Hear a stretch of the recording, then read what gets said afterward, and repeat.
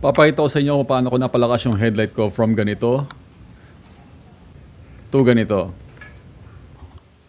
Kung maalala nyo, meron tayong motor, yung Yamaha XTC natin, na nilagyan natin ng bike rack. May vlog nga pala yan sa aking YouTube channel. Kung di nyo pa papanood, punta na kayo sa YouTube channel ko. Medyo nahihinaan na kasi ako sa ilaw niya, kaya subukan natin magpalit ng LED or LED na headlight. Ito nga palang si Opra ang naging sagot. Hindi yung Opra na yan, ibang Opra. Siyempre, umorder tayo sa online ng Opra na LED light. Ito na nga yun.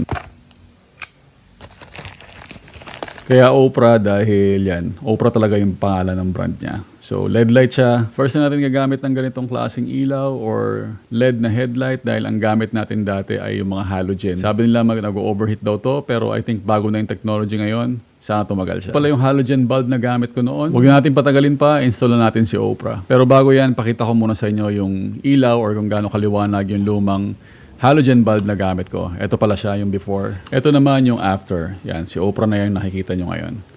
Laki ng difference, di ba? Umaga pa yan. Siyempre, mas masusubukan natin yan sa gabi. So, subukan muna natin to. Before, ito yung ilaw natin na halogen bulb sa gabi.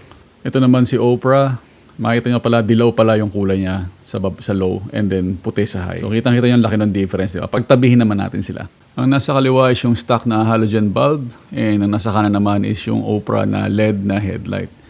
So, kaya ako sinishare sa inyo to kasi masaya ako sa result and nabili ko siya sa halagang wala pang 300 pesos. So, napakasulit niya na.